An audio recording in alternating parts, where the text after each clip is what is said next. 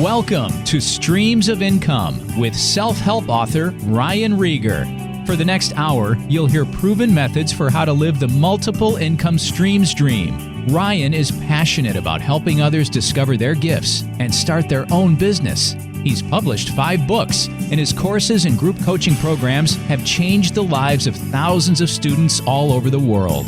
Ryan's books include Private Label, The Easy Way, Finding Your Grace Place, and his latest, Streams of Income. And now, here's your host, Ryan Rehear. Hey guys, welcome back to the Streams of Income radio show. I'm your host, Ryan Rehear.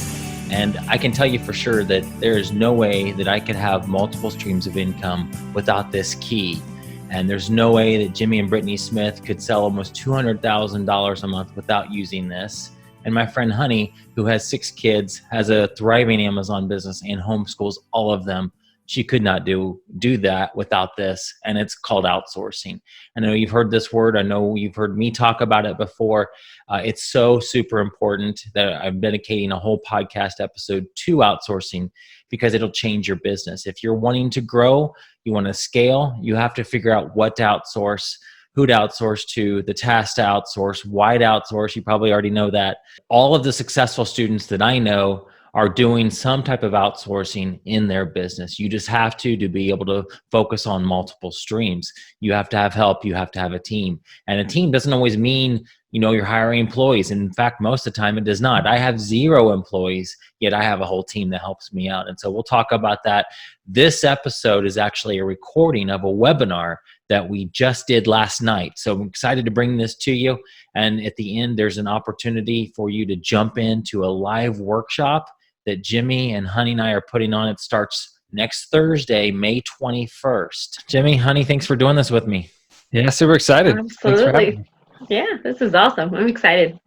So, Honey, I think you are up. The first slide, I believe, is you. So tell us about tell us about you. Not everybody knows. Most people who are on here probably do know, but just, say hello and what you do and what outsourcing has done for you. All right.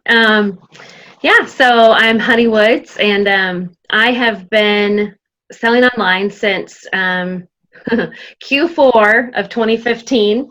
That's right when we started, and it was actually I had twins that were born in September of 2015. So we started with newborn twins. That was crazy. I don't recommend that.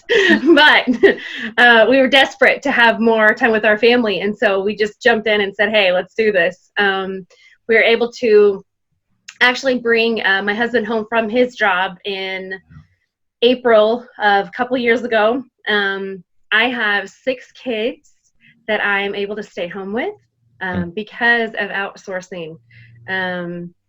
My oldest actually just turned 12, so I have kids from age 4 all the way to 12, so they're all still pretty young kids. It's a handful, but I constantly get asked, how do you do it all? Because I've got 6 little people, and I homeschool, and I run a business and all this, and honestly, you guys, outsourcing is key. Outsourcing is the only way I could do it because I don't do it all. I have other people that help with different things, and so outsourcing has just been huge, for so many aspects. We're going to get into some of that stuff too, but it's business and otherwise, just things that I can say, hey, I don't have time to do all this, and so being able to outsource things is how I'm able to look like I do it all when I don't. So yeah, that's a little bit about me. Love it. Thanks, Honey. And Jimmy, tell us about what you've done and what outsourcing's meant to you.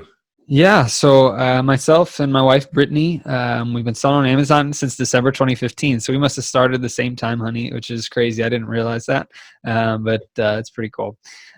We currently do over $125,000 per month consistently with retail, online arbitrage, some wholesale, some private label. Actually, in April, we did over 190. And so all of that is with outsourcing. Brittany and I don't pack boxes. We don't really shop much at all anymore. All of that we've outsourced. And so Actually, right now, if for those of you on Facebook that didn't hear this before it got live, we've got people mowing our lawn. So it's pretty nice to outsource that kind of stuff so that I can do this, right? Otherwise, I'd be outside instead of doing this webinar with you. So it's been extremely helpful for us. We've got 12 employees and one virtual assistant in our Amazon business, and like I said, it's fairly hands off, but we do have 2 other VAs in separate businesses and use them for other things as well. Other than that, last year at this time we had 3 income streams, and now we're at 15 because of outsourcing. So in that time span, a year, we've added 12, and none of that would have happened without outsourcing and everything that we've done to grow our business since then. So, man, that is huge, guys. Before some of you might look at that and be like, "Oh my gosh, I'm just going to quit right now." As far as thinking about outsourcing, when he said employees, just know that Honey has 0 employees. I have 0 employees.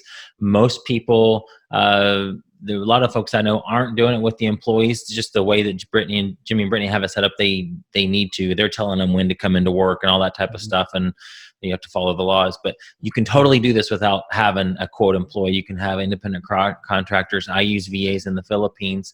So that's what's so fun about this. The group we have here is we come at it from different angles, outsource totally different things, but we've kind of all reached the same result with what outsourcing does for us. So yeah, that's good. Awesome. Jimmy, thank you so much. I'm just, again, so proud of you guys, what you've done. Writing the book. You couldn't have written your book if you were out shopping and that's true. Yeah. packing boxes all the time. Right. No, it's been crazy. I haven't packed a box, I don't think, in over a year now. So it's been pretty nice. I haven't either, and it's awesome. Yeah. It's my favorite. That's usually the first thing that people like to outsource. One of the first things is getting rid of that packing up shipments. Mm-hmm. Oh, cool. Very, very good. There we go. Awesome. Yeah. And guys, Ryan Rehear here. So I'm primarily working with VAs in the Philippines. We've been doing that for several years.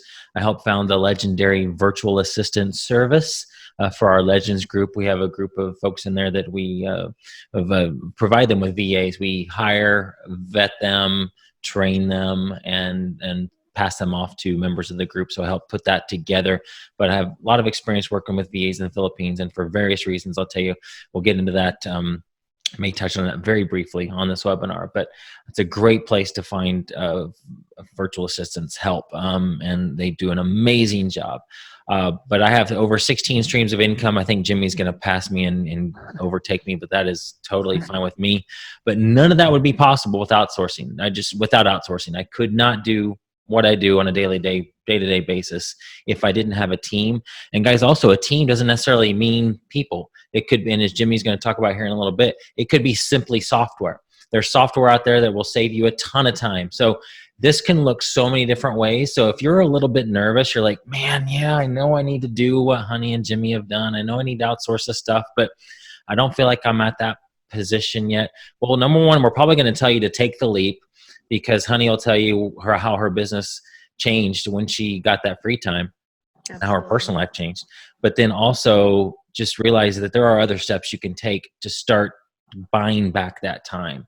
So besides going to the route of hiring somebody either here or the Philippines, so just know that there are baby steps that you can move forward with, because I get it. I know how scary it can be to relinquish control, or to say, here's $200 a month of my precious hard-earned money that I'm trying to use to build my business, and I'm supposed to give it to you. So that just know that we're here for you. We understand that, and we're going to give you some options. So cool. Let's dive into it, Jimmy. Awesome. All right. So why outsource? So first and foremost, well, actually, I won't say first and foremost, because there's actually a lot of great reasons. So the one that applies the most right now is to grow your business, right? It's hard. Eventually, you're going to hit a point in your business where you're just capped out, where you're the bottleneck. You can't do anything more. And, you've got to grow your business somehow. And so the only way to do that is through outsourcing. And as Ryan mentioned, that's not always people, but it is something that is one of the reasons why you should outsource. So you can grow your business, grow your income, allow yourself to add multiple streams of income, etc. Another one, offload tasks that you don't like. So as Honey and I both talked about, prepping and shipping was the first one to go. We both didn't like it. Most people don't like it. But you want to get rid of those tasks that you don't like so that, I mean, just from a free time standpoint, but also just mental space. Like if something, I always describe prepping and shipping as like a soul sucking task. Like it just, Yes. it removed years off my life. So I got rid of those things that I didn't like. And so that's one thing that we'll encourage you to do as well throughout this webinar is to figure out those tasks that you can outsource, especially the ones that you don't like. Yes. Free up time for other things. And this is why I changed what I said first and foremost. First and foremost, in my opinion, should be family time. That's why you should outsource. You want to make sure that you get more time with your family, build those relationships, that you're not just, spending all your time on your business. But you can also free up your time for new business models, for sourcing, for learning, being on these webinars or watching other webinars. That's important as well. So I think that, yep. And then make your business sellable. That's, if you're doing something like arbitrage, it's going to be more difficult. But if you're dealing with wholesale, private label, or your own, information products, etc., if you're able to outsource and kind of offload those tasks to where you're not required to do them, it's going to make your business more sellable and attractive to people that are looking to buy a business. Absolutely. Yeah. Go ahead. And then it becomes more effective and predictable as well. Obviously, if you're running the whole thing by yourself, you've got a list, you've got multiple to-do lists probably. And I'm looking at my desk and I still have multiple to-do lists, but you can at least make it more effective and predictable because you can offload, a to-do list to one person essentially to be able to get those things done. And I think that does free up time, but it also frees up mental space so that you can, have a better life essentially. Mm-hmm. Okay. And then more profit. Whenever you do these things, you're going to be adding, obviously more sales, but also you're going to be outsourcing tasks that are $10 an hour or $4 an hour. And you can focus then your time on $100 an hour and up tasks. So that way you can add more profit to your bottom line. And then you can reinvest more into your business. So you get the opportunity then to either pay your employees more because you're making more money. You can pay employees more, attract better talent. You can reinvest more into product sourcing. You can reinvest more into whatever is required to grow your business at that point. And then, I already talked about paying employees more and attracting better people. And then lastly, getting employees quickly up to speed, 2 to 4 weeks max. That's important, right? Because if you're not able to allow your employees to become independent from you or your virtual assistants to become independent of you, then ultimately you're just creating more headaches, in my opinion. So you want to make sure that you can get people up to speed quickly. And I believe 2 to 4 weeks is a quick amount of time for an employee, and mainly I would also believe for a virtual assistant. Again, we have less virtual assistants than Ryan and Honey, so that's their specialty. But ultimately, getting them up to speed quicker will help you to grow your business and focus on things a lot quicker as well. Absolutely. Jimmy, I love what you said about the where it's the soul sucking tasks, and we all have those. And guys, your goal should be, and I bet none of us on this call aren't, and even people watching are there. Our goal should be to only be doing in our business what we can do. Meaning, like, what are the highest level, most profitable tasks that require your time and energy? Only do those in your business. So if you're selling on Amazon, likely that's going to be, maybe sourcing. Now Jimmy and Brittany have even outsourced that so for them, maybe you'd be researching new private label ideas, whatever it is, or maybe he wants to offload most of his Amazon business and work on writing his book like he just did. But we should all have our goal to only be working on those things that we can do and get rid of all the other stuff. Because there are people who are much better at packing boxes. There are people that are probably maybe better sourcers, people that can do all these other little things. And you're definitely people can probably be better bookkeepers and accountants.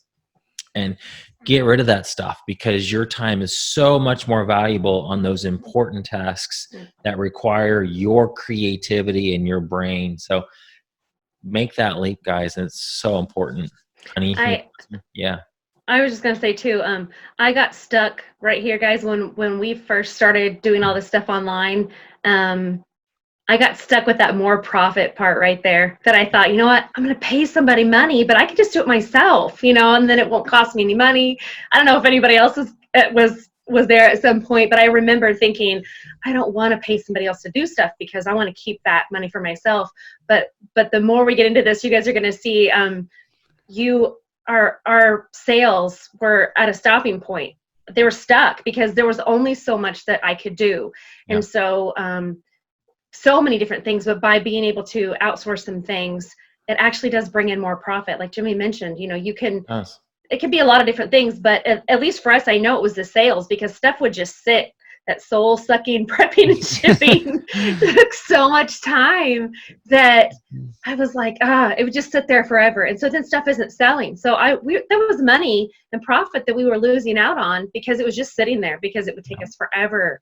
So being able to just that simple task of saying, somebody else do this part for me, actually exponentially helped our business, and it was able to make it grow because I wasn't the bottleneck anymore. So Exactly. even though it seems like I'm paying somebody money to do it, that was a lot of money that I missed out on by just letting it sit there. So it really can mean more profit, even if you're paying someone else money. So yeah, and I think it's also very carefully worded. It is more profit. It's not necessarily more profit percentage, but if your sales go up from it, you're going to make more money, right? Exactly. So it's just naturally what's going to happen. So I think that's perfect. Absolutely. And guys, the correct way to say that, and thank you, Gene, is only do the things that only you can do. Only do the things that only you can do. Now, again, that's something that I still every single day do things that I know in my heart, and while I'm doing it, I'm like, I know I should be giving this to somebody else to do, but I trudge through anyway and do it. And I'm preaching to myself here. I got to get rid of those things. All right. So what to outsource? So this was a perfect transition.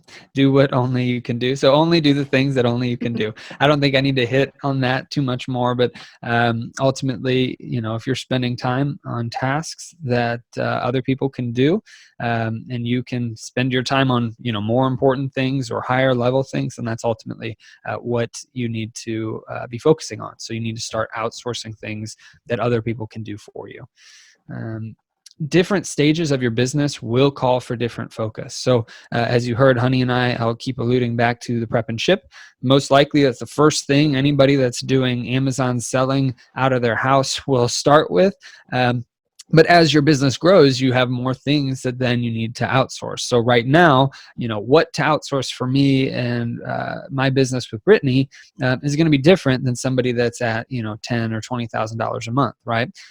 Or brand new. So ultimately, each stage is going to have different things. And in this, we'll talk about kind of how to figure out what you need to outsource based off of where you're at in your business. Okay, and this is where we'll talk about it. So 3 questions for what to outsource. And this was taken from Ari Meisel. He's got a book called Less Doing.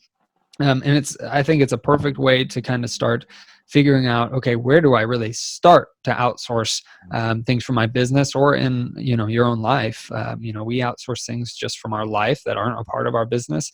And the first question for that is, does it take me more than 5 minutes? And so this is something that, you can adjust it if it's 10 minutes, 20 minutes, whatever. In the book, it doesn't take more than 5 minutes because for the most part, if it does take more than 5 minutes and you really don't like doing it, then you should probably try to outsource it if you can, especially if it's a simple task.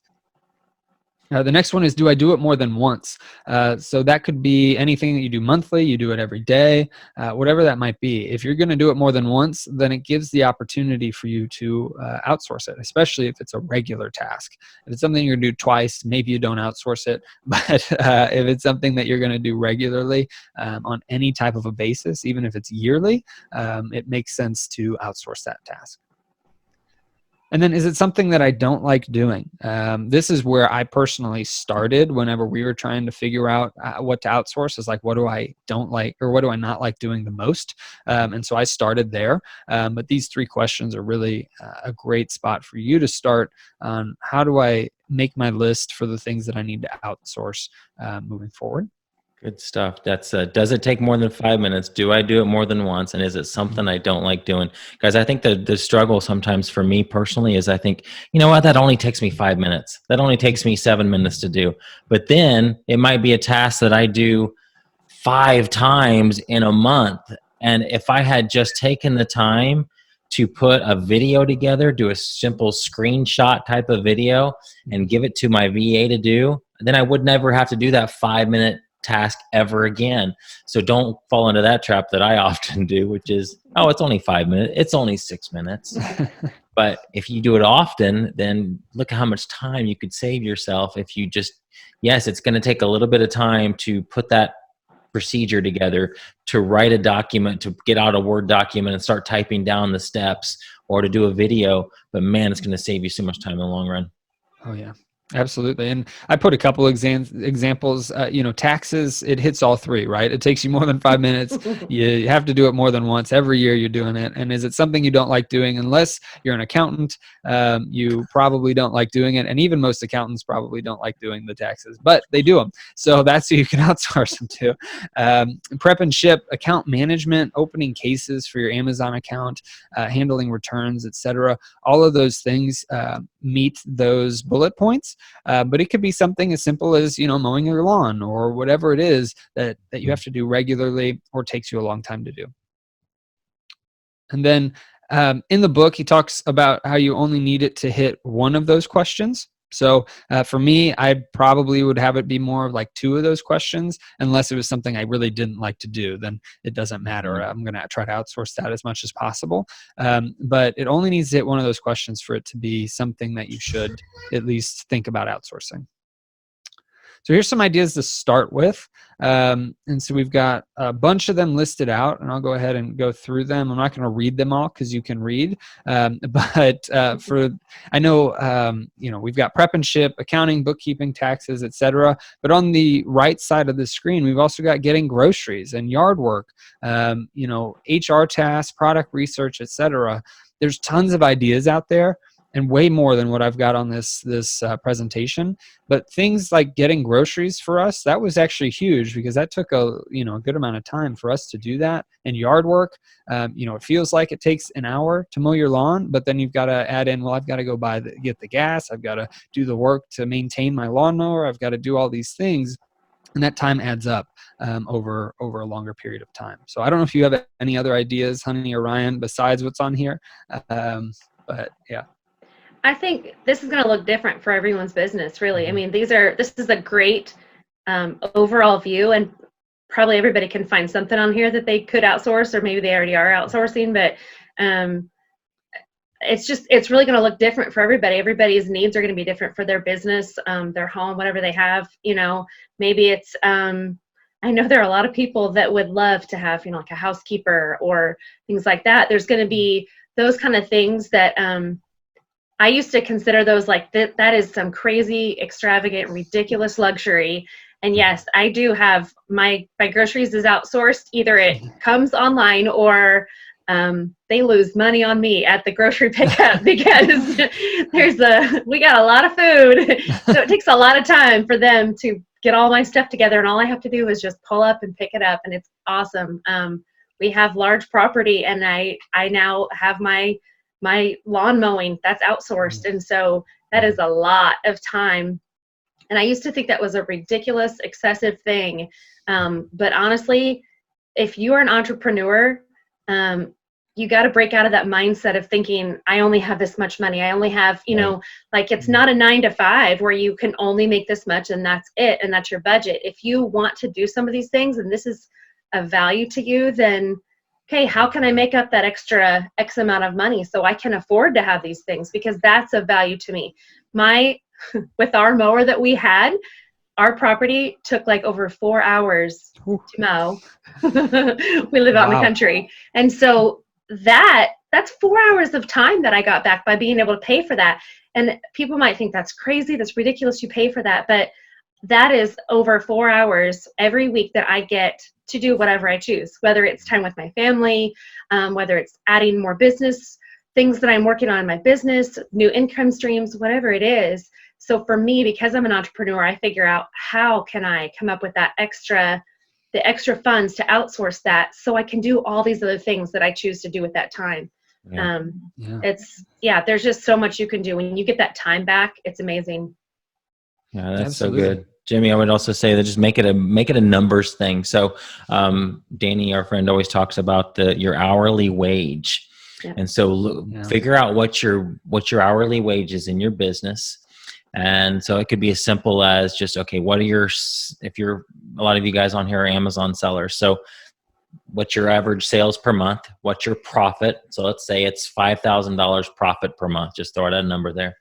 And let's say you work 40 hours a week. So take that 5,000 divided by, 160 hours in a month and come up with your hourly wage. And then just figure, okay, let's say the number, I haven't figured it up, but let's say your hourly wage is $50 an hour. You look at this, am I going to pay somebody, just look at apples to apples. You're going to pay, if you're doing it, you're essentially paying $50 to go get groceries, $50 an hour to do your yard work, $50 an hour to create a shopping list, $50 an hour for paying out your employees. And then look, is that a good deal? And then look, okay, are there people out here that will mow my yard for $20 an hour? 20 versus 50. Which one? Let's go with the 20. And then just make it, if you need to make it about the numbers, just do that. Figure out what your hourly pay is, how much it would cost somebody else to do these tasks, and weigh it out that way, because it comes down to a business decision. Now, some of you may love the yard work and that's like a relaxing thing for you to break away. That's fine. Continue to do it. But if it's one of those things that you hate to do, you're like, man, I just don't feel like I have enough money to hire it out. Well, then just really look at the numbers and compare. You probably are, because of your time, because time is so super valuable. That's your most valuable asset. And it costs you money to spend your time out there doing that, especially if you hate doing it. So, yeah, absolutely. Oh, that's awesome. And you're also, if you're outsourcing it to other people, it's people that probably either enjoy that work or, right. You're supporting other businesses too at that point. So, yeah. you're also helping the economy and other people. And they're probably going to do a better job, like creating logos you have on here, product inserts. Yeah. Could all three of us do those things? Yeah, sure. We could probably take a course and figure it out and learn graphic design. But why? Why would you do that when you can pay somebody $50 to create you, what you may not be able to get a nice logo for $50. Maybe on Fiverr you can. But you know what I'm saying? It's just look at the numbers, and it's probably most of the time it's not gonna make sense for you to spend your time doing some of these things, especially if you have to learn how to do it, because it's going to be frustrating too. Yeah. And I remember too, a while ago, before we grew our business, whenever we were trying to create logos and stuff, I would try to do it on a cheap software and it'd take me 4 or 5 hours. I'd never like it. Yeah. So I might think it takes me 30 minutes, but it's actually going to take me way longer than somebody else to do it that actually knows what they're doing. So, okay. So what is needed to outsource? So let's see. Standard operating procedures are, kind of the first thing that you need to outsource something if possible. If you can create these, that will help to make the transition easier to somebody else that you're giving this task to. Obviously, if you're outsourcing to a software, you don't need these procedures. However, you will most likely be creating these procedures for using that software to give to somebody else to do. So with standard operating procedures, you just basically want to list out your steps required to complete the task.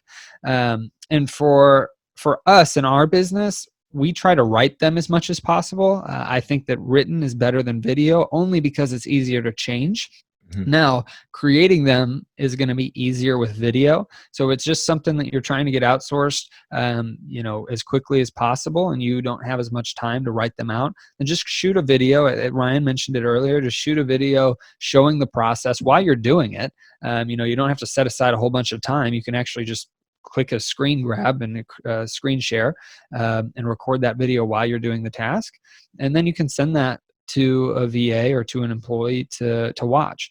The reason that we like written better than video is because it's easier to change. So if you're using a software, while you're using a software program and that program's interface changes or something about your process changes, then you can easily change out a sentence in that standard operating procedure versus having to record a new video. But video does work well as well. So if you have anything written, like if you send out emails or anything like that, you want to make, I don't know, a standardized way to do a blog post or something. If you have templates for anything written, that helps. Responding to performance notifications in a seller account, your Amazon seller account, having a template for that, and they just switch out just little pieces of information, that makes it a lot easier as well. So those little tips just to shave off a little bit of time here and there, either for your employee or for yourself, is huge. And then references to other standard operating procedures that apply. So if you've got a bunch of standard operating procedures, or as you start to create some of yours, I would make a master list that has these all of the procedures in them with the links to the document or the video for the person to watch. Because if you're talking about prep and ship, and somebody is trying to figure out how to prep a specific product, and then they're looking for another product that's similar or the bundled item of that product, then as long as you've got a master list where somebody can find those easily, you're not going to be answering as many questions like, hey, how do we do this again? Or where's this video again? And trying to find those, regularly, because trust me, that's trial by error. And so we've had employees that you get messages all day, like, how do I do this? And if you just create a master list, it makes it a ton easier. And then you want to start creating a list of items that meet those 3 questions that we talked about a couple of slides ago. And really what you're doing is you're going to be creating a backlog, because you want to, as you go throughout your day, you can make it a to-do list, or you can do it online and just have like a Google Doc. But you want to start creating a list of things that you are doing throughout the day that you want to outsource, that meet those 3 questions. So if it is taking you longer than 5 minutes, if you don't like it, or it's something you have to do more than once, just write it down on the list. You don't have to worry about that video now. Just write it on the list and come back to it later. And really, it's going to prevent you from forgetting what needs to be systematized. So whenever you sit down to start making your standard operating procedures or figuring out what you need to outsource, you're probably going to be like, I got nothing. There's like one thing, okay, prep and ship. That's all I got. So if you have a backlog of, for us, it was things like that whole slide that we mentioned, or that we showed on the prior slide, with managing or opening cases or performance notifications or looking at our account performance, etc. Those things, as you go throughout your day and you're doing those, just write them down. And then whenever you come to like your day to set aside for standard operating procedures, you already have a list of things that you can, take the time to do. And then set aside 1 time per week to create those standard operating procedures. Typically, I would assume Friday afternoons would be best. It can be an hour, it can be 30 minutes, or you can set aside the whole afternoon if you want, but I would do it consistently and just regularly, because you want to make sure that you've just got that time set aside. So you're not like on Monday morning saying, oh, I need to do this right now, and then it derails your whole week. If you've got that time set aside, just write it down in your backlog, and then on Friday afternoon or whatever day or time it is, go back to that and start creating those procedures to be able to outsource things. Yep. All right. And then a couple hours at a time, if needed, is probably best. Yeah. One thing you guys could do is you probably already know those tasks that you want to outsource, but make it a point, maybe this could even be some homework, is to audit your day, audit your week. Think through every single little task from the day that from the moment you wake up to the moment you go to bed. What are all those little things, even personal stuff? You're not probably going to outsource brushing your teeth, but you know what I'm saying, like groceries and lawn mowing and all those, taking the kids, to stuff. But especially in your business, what are the things in your business that you do? What's the first thing that you do in your business? Do you get up and look at emails? Do you look at Facebook? Do you answer email? Whatever it is, write down those tasks and look at them, like which ones that meet these 3 questions that take me more than 5 minutes, that I don't like to do, and look at it and it's like, okay, those, and pick 1 or 2 that you're going to immediately get rid of, because we want you to take action. So make a list, audit your days, and then start systematically finding people to do these things, or software or whatever. But it's going to free your time up, and it's going to be huge. Absolutely. All right. So who do you outsource to? always who is in a first, this will be in order of importance and cost.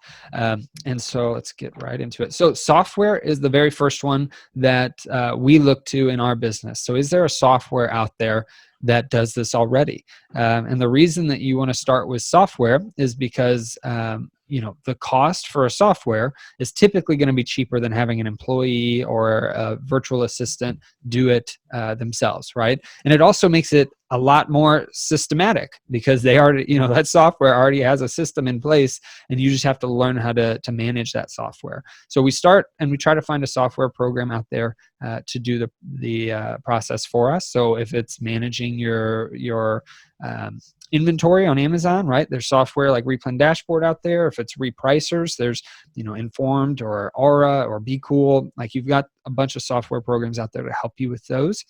And that will be the first thing that we would look to.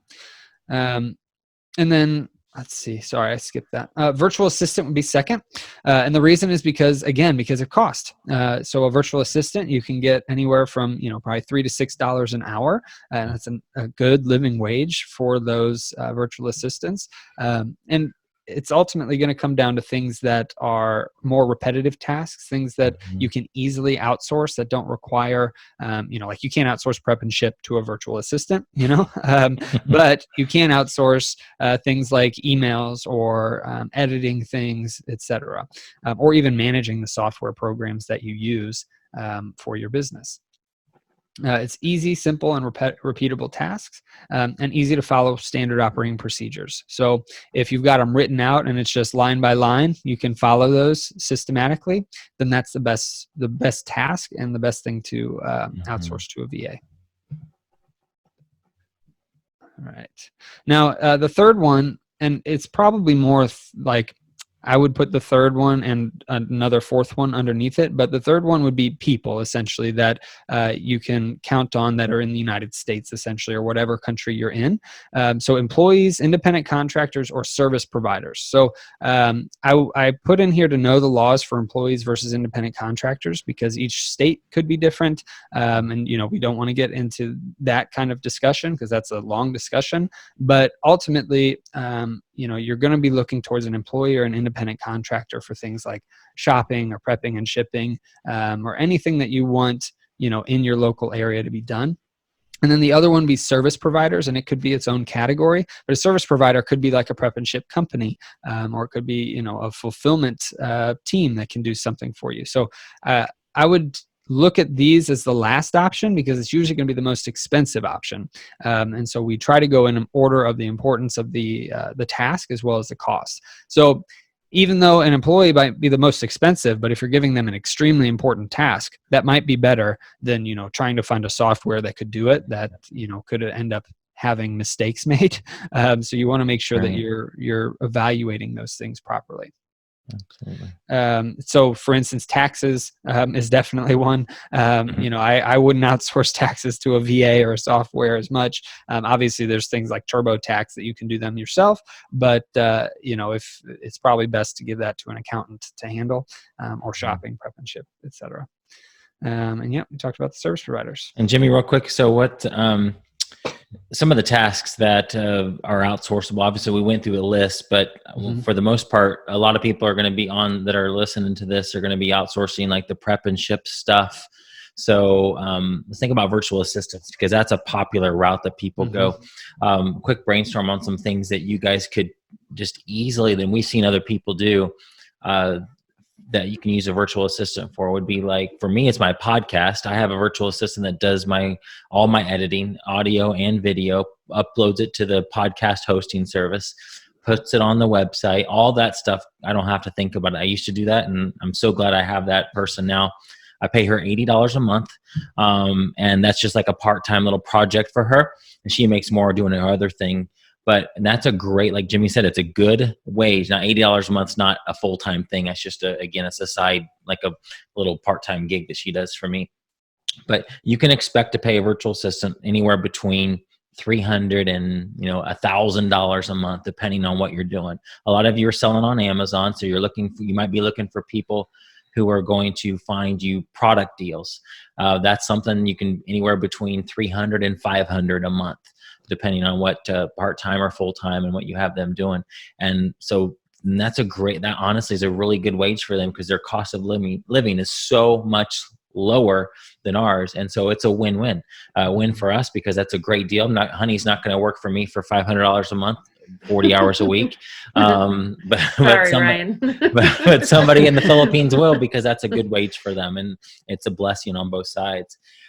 Jimmy, you talked about like back-end Amazon account stuff. I would also say, guys, there might be some things that you should be doing in your business, but you just don't have the time to do. It's not something that you feel like is making you money, but it might be costing you money by not doing it, or maybe refund cases that you're not thinking about doing. If you hired somebody to do that for you and submit those cases, that's going to be making you money. Jimmy, what are some other things that are like very simple? I want to give them some things, like thinking, of course, the prep and ship, but what are some quick things that you've seen a lot of other people do? Well, for a virtual assistant, I mean, if you're using buy lists for shopping, they can upload the buy list to your prep and ship software or to your prep center that you're using, and they can enter those pieces of information into the software program. We've got used VAs for merch designs, so creating those types of listings for t-shirts and things. But we also do actually have, and this is probably not for most people, but there are VAs that cost more money, like $25 an hour, but that would cost $100 an hour in the United States, right? Sure. So we use VAs for developing our software programs and things too. At $25 an hour, but it's worth it because it saves us so much more money. But yeah, those are a few things that we use. Yeah, just guys, think of all the back end tasks of your Amazon account, monitoring performance notifications, or your all those scores and metrics and things. Like, you could have somebody that goes in every single day and looks at that stuff, or responds to customer emails. Not that you get a lot when you're using FBA, but a lot of you now are doing merchant fulfilled, and you might have more questions that you have to answer. If you're selling on eBay, there's definitely more questions there. All that stuff could be taken off your plate if you had somebody kind of looking over them. But just want to give you guys some quick things that, that a lot of you are in that same boat and could outsource pretty quickly and pretty easily. Yeah. Hey guys, wasn't that good? Hope you really enjoyed that, and it got you thinking about outsourcing, things you can do in your business to scale, even give you more free time to hang out with your family. So as I mentioned in the intro, Jimmy, Honey, and I are going to do a live 7-week workshop. All of it's going to be live and packaged into a quote course later that you'll get access to. We want to have you in this live workshop. We're going to talk about the who. We're going to go deep into this stuff, way deeper than we did just on this webinar. How to do this. You're going to get access to all of our documents, templates, systems, processes type documents. Going to go deep into how to hire a VA from the Philippines, what to pay them, all those little things that you might want to know about how to hire out parts of your business so that you can focus on other things or even grow. So super excited to get into that, and would love to have you in that class. Just go to streamsofincomeradio.com for that link. That's going to be right in the show notes. This is episode 40. Again, streamsofincomeradio.com. Guys, thanks for listening. Really appreciate all of you, and we'll see you in the next episode. You've been listening to Streams of Income with self-help author Ryan Rehear. From right here in the Dallas Metroplex, Ryan teaches several entrepreneurial courses and group coaching programs to students all over the world. Be sure to listen next week at the same time for Streams of Income with Ryan Rehear.